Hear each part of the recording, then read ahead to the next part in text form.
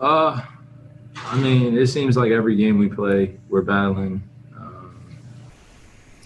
just some things that the game flow can sometimes bring you. You know, whether it be some calls going your way, whether it be some high scoring quarters. They scored 48 in the fourth quarter. I don't know if we're gonna get many wins if we allow 48 points in any quarter. So, you know, it's a tough night when you're giving up that many points, and it's a tough night when you know, you're not particularly, you know, doing the little things that could create some separation.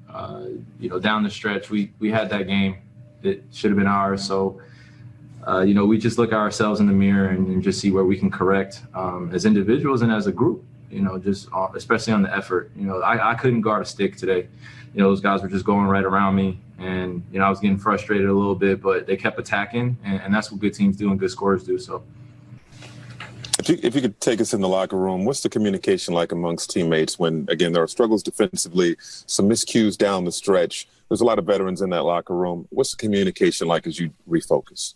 Well, number one is just reminding Joe Harris and TLC that stuff happens, and it's not their fault. You know, that was just a microcosm of what the game was like tonight. You know, we had the lead. We were pretty comfortable.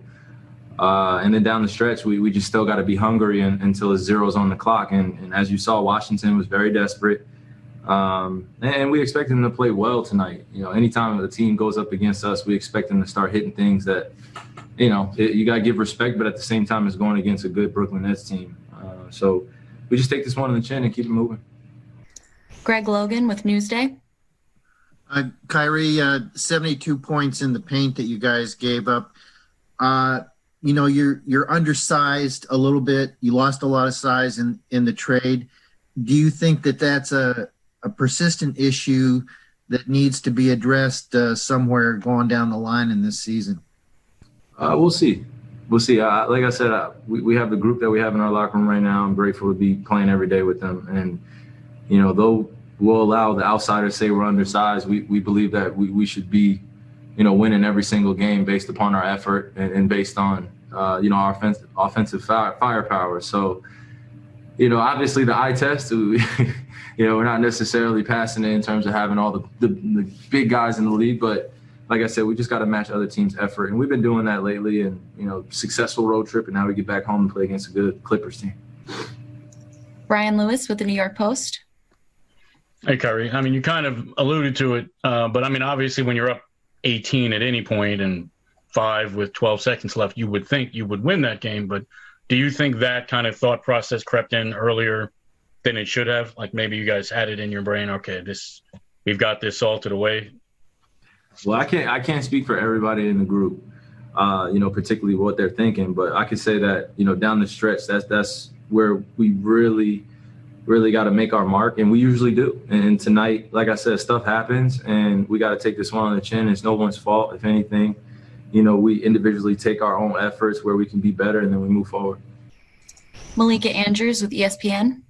Kyrie, are you, one, how are you assessing that last sequence, Bradley Beal hitting the 3, the inbound pass steal, and then that 3 from Russell Westbrook? And then secondly, are you looking at that as the culprit of this loss, or was it more of a we shouldn't have been in that position, and you're kind of looking at the breakdowns before that?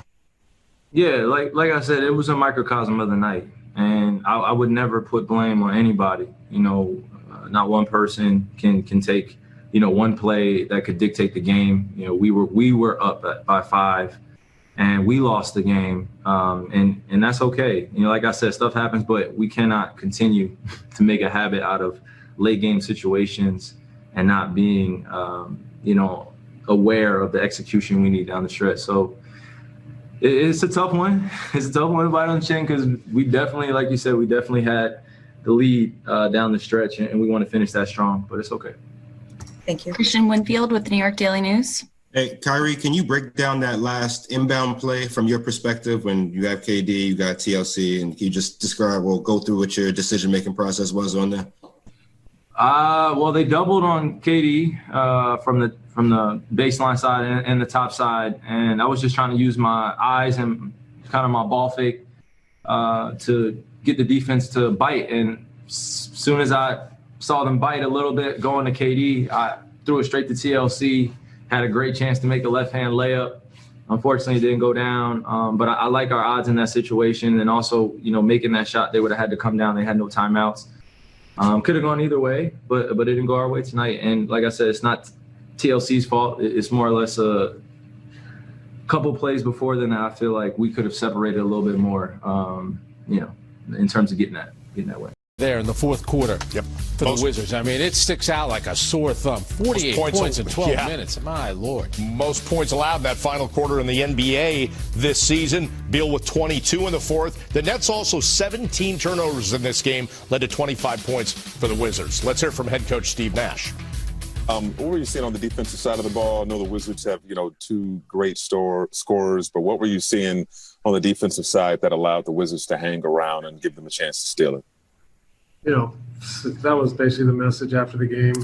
Gave up 149 points, 72 points in the paint, 48 points in the fourth quarter. 17 turnovers didn't help, but, the defense just wasn't good enough. And I think everyone realizes, we obviously had many opportunities to win it down the stretch at the end of the game there, but probably didn't deserve it the way we guarded all night. So frustrating night, and our level dropped, and we got to pick it up.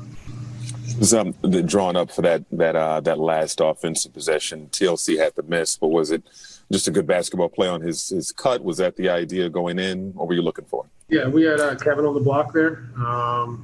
He had his ISO or Kai coming off, and they flooded Kevin, so we knew that he had a cut, and somebody had the cut, and he got it and got a wide open one and just wasn't able to finish. Malika Andrews with ESPN. Steve, when you look at that, I guess the second to last sequence where Bradley Beal hits a three, inbound pass is stolen, Russell Westbrook hits a three, where are you looking at as the biggest breakdown in that sequence? It's an unfortunate moment. Joe just threw it in, and Kevin was cutting the wrong way, cutting a different direction. So it's just an error, and it happens. But when you give up 149 points, that's one error in about 50 defensive lapses. So, not good enough defensively. And we can look at this layup or the turnover for the three there, but we shouldn't have been in that position. We had a big lead early. We let them stay around a long, long time until their confidence grew. They're a desperate team looking for a win, and we gave them a chance and gave them life. Brian Lewis with the New York Post. Hi, Steve. Maybe not quite to this extent, but I mean, this has been a reoccurring issue where you guys have faced some teams with, quote, lesser records, and you've had big leads and blown them. I mean, is this a case where you think, people, they know where the standings are, they know where DC is, and they just kind of took their foot off the gas and thought that this was over? It's hard to argue with that perspective. It's kind of it's a little bit intangible, but it definitely felt like, it didn't mean enough to get stops. Maybe we thought we had it in the bag, but too many times we let them waltz right down the lane and get layups. And they're a good offensive team. I'll give them that. They spread the floor with shooters, and they have guys that can get to the rim, but our level dropped, and we let too many guys get to the rim to the tune of 72 points in the paint, and that is one way to lose a game for sure. Alex Schiffer with The Athletic. Hey, Steve, talking about that 18-point lead early on, is there one thing in particular that you kind of thought led to them getting back in it, and obviously the snowball coming from there, whether it was the turnovers or just the defensive collapses? Both turnovers. I thought we turned it over a bunch when we had the lead, or when we could have had a bigger lead even. Just allowed them to hang around and give them some confidence. They scored 149, and they missed a bunch of threes that they are very capable of making. So, it could have been worse, but I think we just let our foot off the gas, thought we were going to win, and that's a dangerous game to play. Christian Winfield with the New York Daily News. Coach, when you, I guess tomorrow when you go look at film, is there going to be any one area that you're looking for defensively, or is it, just like where are you going to look tomorrow to kind of get things back on track? The most important thing I think is individual pride.